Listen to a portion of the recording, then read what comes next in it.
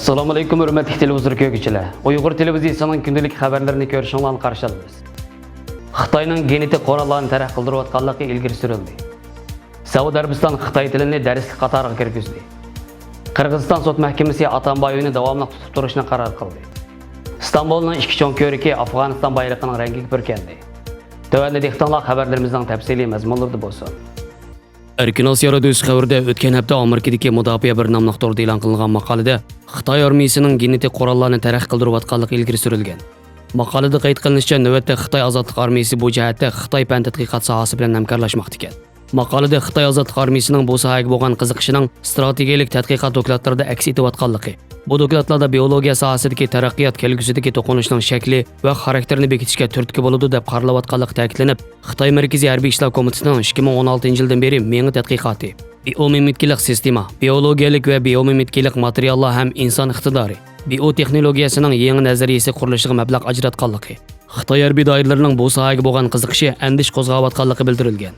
Maqolada yana Uyg'urlar tilga ilingan bo'lib, Xitoy hukumatining dunyodagi eng chong gen ombiri bo'lgan davlatlik gen bankasi qurib chiqqanligi, mazkur gen bankasining Kaliforniya shtati va Avstraliya qatorliq davlatlardagi tajribaxonalar bilan aloqasi borligi, Xitoy davlatlik gen bankasining faoliyati Amerika davlat majlisi a'zolarini andishiga solayotganligi, Xitoy davlatlik gen bankasining Kaliforniya universiteti, Filadelfiya bolalar doktorxonasi qatorliq o'rinlar bilan bir qator hamkorliklarda bo'lganligi bildirilgan.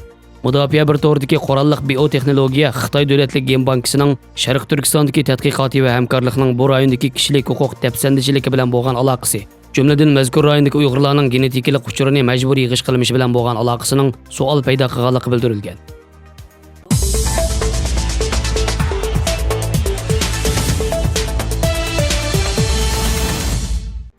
Saudiya Arabiston hukumati Xitoy tilini har darajalik ma'rif qatlamlarga o'rta maktab va universitet darsliklari kirgizishni qaror qilgan. Saudiya Arabistonliklar gazetining xabar qilishicha, Saudiya Arabiston podshohi bin Salman 21 fevral Xitoyni ziyorat qilish jarayonida ikki tarafning fikr birligi hosil qilganligi, shundaqla kishini cho'chitadigan bir qaror berib, undan keyin Xitoy tilini har darajalik ma'rif qatlamlarda rasmiy darslik sifatida umumyuzlik amallashtirganligini bildirgan.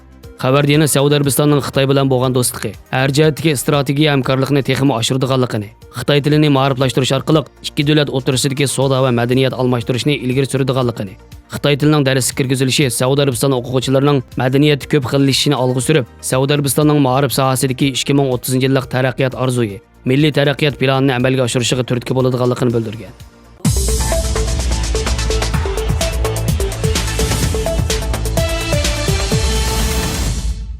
Qozog'iston axborot agentligi xabarida Bishkek shaharlik sud mahkamasi 16 avgust yig'ini ichib, sobiq prezident Almazbek Atambayevni tutib turish tadbiri hamda Qirg'iziston davlat bexatarlik komitetining qamoqxonasiga o'tkazish masalasiga qarab chiqarilib, 26 avgust kunigacha tutib turildi ekan. Almazbek Atambayev chiriklashish va chiriklash qilmishiga ko'z yumish, keng ko'lamli qalayimqonchilik tashkillash, go'rak elish, qonunsiz qurol saqlash, qonun ijro qiluvchilarga zo'ravonlik bilan qarshilik qilish qatorliq jinoyat bilan ayblangan ekan. Atambayev 2011 yil 12 oydan 2017 yil 11 oygacha Qirg'izistonning prezidenti bo'lgan. Bu yil 8 avgustda qo'lga olingan. Hukumat qanot yedirgan qorshab tutish harakati jarayonida Atambayevning qo'lg'ichilari bilan alohida qism to'qnashgan bo'lib, bir alohida qismi xodimi o'lib, yuzda kishi yaralangan ekan.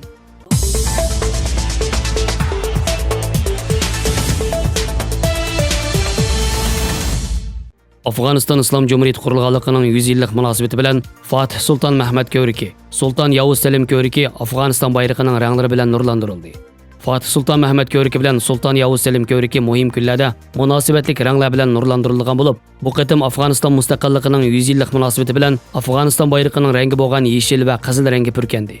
İstanbul shaharlik hukumati energiya va nurlantirish ishlari mudirligi tomonidan amalga oshirilgan bu faoliyat 20 avgust atigan tong atqanga qadar davomlashdi. Xabarlarimizni ko'rganingizga rahmat. Ko'rishguncha omon bo'linglar. Xayr xo'sh. Allohga omonat.